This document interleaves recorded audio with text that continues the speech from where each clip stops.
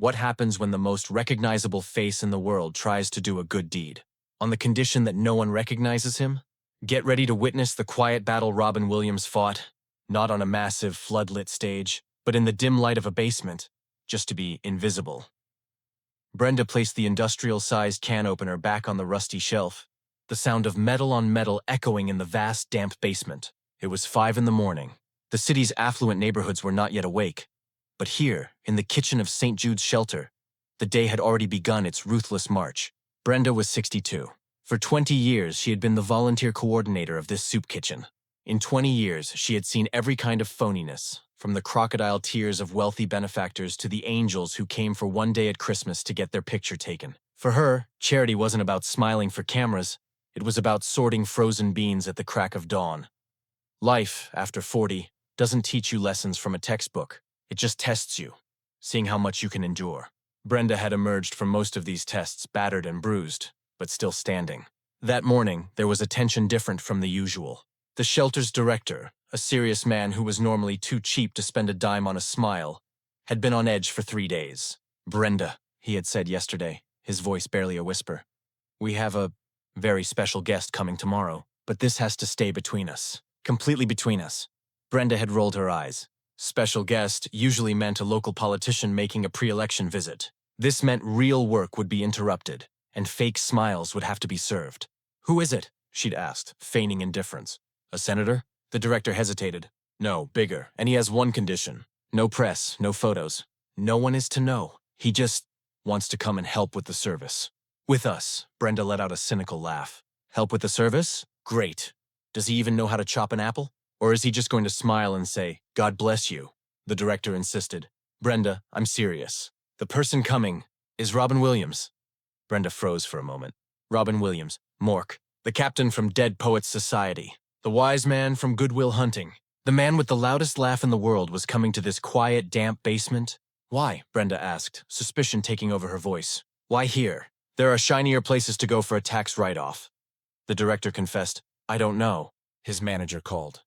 Mr. Williams wanted to see where his last donation went, in person, but not as a visitor, as a volunteer. That's his only condition. Absolute anonymity. He said if a single photo leaks, he'll cut the funding. Now this caught Brenda's attention. Blackmail, but in reverse. Usually celebrities would say, "I'm not coming unless you call the press." This man was saying, "I'm not coming if you do." In Brenda's 20 years of experience, this was a first. At 7:30 a.m., the back door of the shelter, the one by the dumpsters, creaked open. The man who entered looked shorter and far more ordinary than in the movies. He wore old jeans, a faded t-shirt, and a San Francisco Giants baseball cap, shadowing his face as much as possible. The director rushed forward to shake his hand, but Robin Williams walked right past him, straight to Brenda. His eyes, far from the manic energy of his films, were tired, intelligent, and careful, like a scanner taking everything in. "Brenda?" he said, his voice just above a whisper. "I'm Robin. I'll do whatever needs doing today. Please, just tell me what to do." Brenda looked at this man for a long time. A multi-million-dollar face was waiting for instructions from her. The old, grumpy voice inside Brenda knew this was a test. "Welcome," she said curtly. "I'm not giving you the celebrity treatment. This isn't a stage. People here are hungry, and we have to feed them." A smile flickered across Robin's face, but it wasn't a laugh. It was a smile of understanding. "I was hoping for that, Brenda. Please." "All right," Brenda said. "In that case, welcome to the pit." The pit was the section with the giant industrial dishwashing vats. It was where the pots accumulated, caked with indeterminate food scraps, a job that required at least 3 people. It was the most hated, filthiest, heaviest job in the shelter. It was Brenda's final fortress, used to weed out the rich volunteers. When you put someone there, you learned everything you needed to know about their character. Most asked to be excused after 10 minutes. "This?" Robin asked, looking at the steaming monster. "This," Brenda confirmed. 300 people's meals came out of these pots. The next service is at noon. They need to be spotless by then. Gloves are over there. The hot water burns. Be careful." And she turned her back and walked away. She wasn't going to babysit him. He might not be a prop, but for Brenda, at that moment, he was a tool that needed to be tested. The service area had turned into a hellscape. The line outside stretched down the block. Brenda, ladling mashed potatoes onto plates, was simultaneously yelling at the other volunteers. "Faster! The salad's running out!" "Mike, calm that man down!" Out of the corner of her eye, she checked the pit. Robin Williams was there. He'd taken his cap off, wiping sweat from his forehead with his arm. His t-shirt was soaked through with steam, but he was working. Not just working, he was practically at war with those pots. It was like a choreography. He rinsed one, scraped another, plunged the next into the hot water. And he was doing something Brenda had never seen anyone in the Emmett do. He was smiling. He was saying something to the other dishwasher, a quiet kid in his 20s named Carlos, who nobody else would hire because he had a record. Brenda couldn't hear what he was saying over the noise, but she saw Carlos laugh. Carlos had been there for 6 months, and Brenda had never seen him laugh. Not once. This cracked the hard shell around Brenda's heart, just slightly. When the lunch service ended, the kitchen looked like a war zone. Everyone was exhausted. Brenda went to her office to sit at her desk and breathe for a moment. There was a knock. It was Robin Williams. He was still soaked, but there was a strange peace on his face. "Brenda," he said, "the pit is clean. The pots are ready." "Good," Brenda said, still keeping her distance. "What did you say to Carlos?" Robin paused. "Carlos? Oh, the quiet kid. I don't know. I did a Russian opera singer impersonation while washing the dishes. I sang The Marriage of Figaro to the dirty pots. I think he found it funny." The corner of Brenda's mouth twitched. "Funny. There's one more thing," Robin said. "I noticed someone during the service. An older man with an old military jacket, beard, sitting in the corner. He wasn't eating like the others. He was just stirring his soup, his eyes. His eyes were far away." Brenda's face hardened. "That's Sarge, Vietnam." "I know."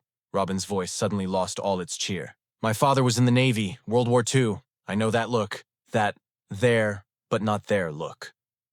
Robin's own complex relationship with his father was the fuel for his genius. A genius constantly seeking approval, but also forged by the rigidity of that military discipline. "Sarge is difficult," Brenda said. "He doesn't talk to anyone." "He doesn't want to talk," Robin said.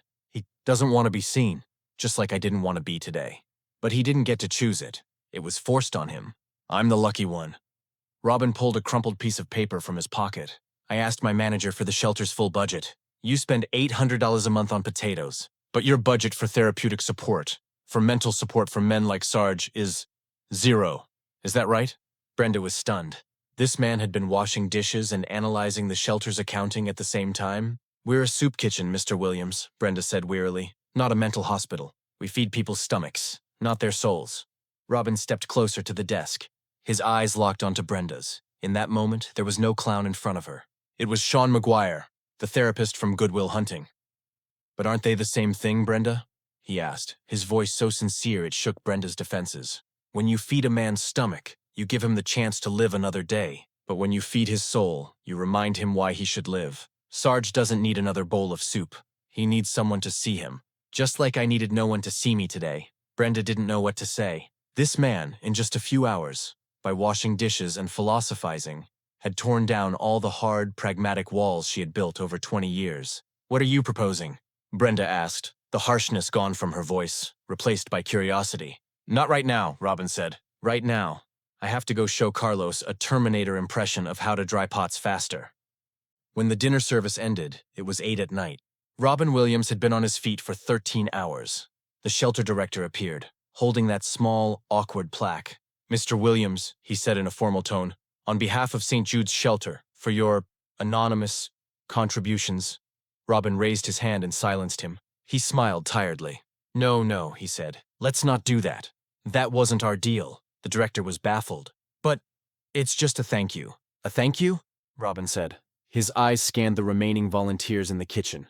Brenda, Carlos, and 2 other tired women. "A thank you is what these people do every single day. What did I do today? I just washed dishes. Believe me, it was a more honest day's work than most Hollywood press junkets." He turned to Brenda. "You all deserve the real award, Brenda. You are the real heroes of this world. You're the ones who are still here in this cold basement when the cameras are gone and the applause stops. I'm just a tourist, but next time I come," he said, and winked, "I hope you'll promote me from the pit. Maybe I can chop salad?" That night, Robin Williams left as quietly as he had arrived through the back door. The next morning, there was an envelope on the director's desk. It wasn't a check. It was a note. It was a receipt for a donation covering 1 year's worth of potatoes and a signed contract with a psychological clinic. According to the agreement with the clinic, a therapist would come to the shelter every week for 1 year to talk with Sarge, and the other invisible ones like him. It was funded entirely by an anonymous donation. When Brenda walked into the kitchen that day, the pit looked different to her. It was no longer a punishment. It was a test, and the most famous man in the world had passed it, in the most silent and honorable way. 3 weeks had passed since Brenda saw that note and the contract. Life had returned to its ruthless routine within the shelter's damp walls. The potatoes kept coming. There were more of them now, that was true. But for Brenda, the real test was that other donation. The doctor. His name was Dr. Eris, a man in his 40s with tired but kind eyes, who set up a small table in the corner of the noisy dining hall every Tuesday afternoon. And every Tuesday, Brenda watched him fail. Sarge, as always, was at his corner table, his soup in front of him. Dr. Eris gently sat down at his table. "Hello, Sarge," he said. "I'm Eris. I'm just here to talk." Sarge didn't even hear him. His eyes were in a muddy rice paddy in 1971. He just kept stirring his soup. Dr. Eris sat there for an hour. He tried to talk, asked questions. The only thing he got in return was the noise of the dining hall and the existential silence of one man. This repeated the second week. And the third. Brenda, watching this futile effort from the kitchen service window, felt that old grumpy voice inside her being proven right. A clown's fantasy, she thought, plunging her ladle into the mashed potatoes. $1 million joke. Yes, Robin Williams had come. He'd washed the dishes. It was a great story. But at the end of the day, these men's pain was deeper than a Hollywood star's fleeting moment of mercy. He had talked about feeding souls. But a soul wasn't like a stomach. You couldn't just give it a scoop of potatoes and say, "You're full." Brenda's cynicism was actually a reflection of her own defeat. For 20 years, she had seen the emptiness in these men's stomachs. She hadn't dared look at the emptiness in their souls, because she didn't know how to fill it. The fourth Tuesday. Dr. Eris came again, but this time he did something different. He didn't sit at Sarge's table. He sat at the table across from him. He got a bowl of soup for himself, and he didn't talk. He just sat there, stirring his soup too. For 20 minutes, the two men sat in silence, with 10 feet of distance and 40 years of war trauma between them, quietly stirring their soup. Then Dr. Eris murmured, as if talking to himself, "Giants lost again last night. That pitcher needs to rest his arm." Brenda couldn't hear the words, but she saw Sarge freeze.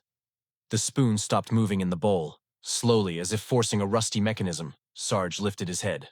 His eyes, for the first time, focused, leaving that rice paddy and entering this dining hall. "It's not the pitcher," Sarge grumbled. His voice was like a creaking door, unused for a long time. "The problem isn't his shoulder, it's his knees.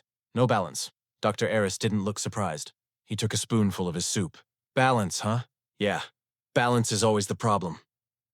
Nothing else was said that day. But the next Tuesday, Sarge sat at Dr. Eris's table. They started talking about baseball, then about the legendary games in the 80s, then about the old bars in San Francisco. And a month later, Brenda dropped the ladle she was holding when she heard a sound from that corner. It was a laugh. Hoarse, creaking, but definitely a laugh. Sarge was laughing.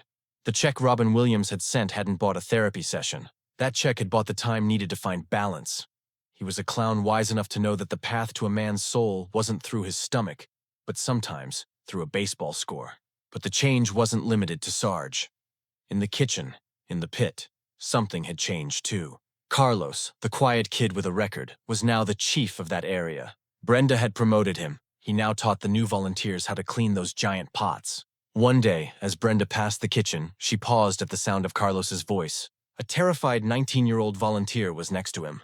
The pots were piled high like a mountain. "Look," Carlos said, his voice serious but no longer angry. "These pots are like monsters. But there's a secret. The secret is rhythm. You have to think of it like a Russian opera. Heavy, dramatic, and in the end, everyone gets clean." The new kid looked at him, confused. "Russian opera?" "Yeah," Carlos said, picking up a scrub brush. "Once, a really funny guy came here. The funniest man in the world. And he sang The Marriage of Figaro to me. Right here." "Ever since that day," he said and smiled. It was a smile Brenda had never seen before. "Ever since that day, I do this job faster. Because it's not a job. It's a performance." Brenda, hiding around the corner, watched this moment. She felt her heart, her tired, cynical heart, speed up. Robin Williams hadn't just washed dishes that day. He had left a story, a legacy, in the pit. He had made Carlos feel that he possessed something more valuable than his criminal record, a performance. Brenda returned to her office that day and sat at her desk. She started to make the daily supply list. just as she had for 20 years. But her pen stopped. For 20 years, she had been feeding stomachs. But souls? Souls were always someone else's job. The job of therapists, of priests. But after seeing Carlos's smile and hearing Sarge's laugh that day, she understood. She remembered the question Robin had asked, sitting at her desk. But aren't they the same thing, Brenda? They weren't, but they were connected. Brenda changed after that day. She was no longer just the woman yelling from the service window. She started talking to the invisible people waiting in line, whose faces she knew by heart. She didn't just say, "Here you go." She started saying, "That jacket looks good on you, Henry." Or, "How's your daughter doing, Maria?" She started to see people. Just like the man who saw Sarge with a baseball score and Carlos with an opera joke, she was becoming not just the coordinator of the shelter, but its heart. 6 months passed. It was a cold Tuesday morning. The shelter was more crowded than ever. A new flu epidemic had hit the city, and everyone was exhausted. There weren't enough volunteers. Brenda was running between the service line and the kitchen, practically trying to clone herself. Just then, the kitchen's back door opened. The man who entered was wearing that same old giant's cap. Brenda didn't have time. "I'm sorry," she yelled without looking at him. "Volunteer check-in is over. Besides, we only need experienced people today." "All right," said that familiar soft voice. "Is 13 hours of pit experience enough, Captain Brenda?" Brenda froze. The ladle fell from her hand. She turned. Robin Williams was standing there, no manic energy on his face, just the calm smile of a tired friend. "But you," Brenda stammered. "How?" "I was in Los Angeles," Robin said, grabbing an apron and putting it on. "I just felt like doing dishes. You know, it feels cleaner than most Hollywood parties." Brenda's eyes filled with tears. For the first time in 20 years, she was about to cry on the job. "Not today, Robin," she said, exasperated. "Carlos is sick. The pit is a disaster, and Sarge. What happened to Sarge?" Robin asked, his voice suddenly serious. No, Brenda said, wiping her tears. "He's good, too good. He and Dr. Aris. They're helping other vets now. By talking about baseball." Robin Williams' face lit up. This wasn't one of those fake movie smiles. This was pure joy. "And Carlos?" "Carlos," Brenda said, laughing. "I think he got a job in a Russian opera. Or at least he took his performance to another kitchen. He got a real job last week." Robin paused and looked around the vast kitchen. It didn't smell like a damp basement anymore. It smelled like hope. "Brenda," Robin said, his voice low, "I just wrote a check." Brenda walked up to him and poked a finger in his chest. "Wrong," she said, her voice stronger than it had been in years. "You didn't just write a check. You came here. You scrubbed those pots. You looked that kid in the face. You saw us. That check was just a piece of paper. The real donation," Brenda said, "was that crazy spirit you brought in here that day. You reminded us to look beyond the stomach." Robin looked at Brenda. In that moment, they both understood the same thing. They had both learned that in life, in your 40s, your 50s, what matters isn't the victories, but the small, quiet repairs. "All right," Robin said, rolling up his sleeves. "Looks like the pit is mine today. My opera knowledge is rusty, but maybe I can do a little Terminator." Brenda handed him a scrub brush. "Do whatever impression you want, Starchild," she said, "just as long as those pots shine." Robin took the brush and walked toward those monster pots. As he walked, his voice filled the kitchen. "I'll be back. For this pot. And this one!" The other tired volunteers in the kitchen began to laugh, first in confusion, and then in genuine joy. That day, no one at St. Jude's shelter went hungry. Not in their stomachs, and not in their souls. Because Robin Williams understood that the greatest charity isn't writing a check. It's the willingness to set aside your own fame, to scrub dishes alongside someone to quietly restore their dignity, and most importantly, to leave a story and a laugh behind long after the work is done.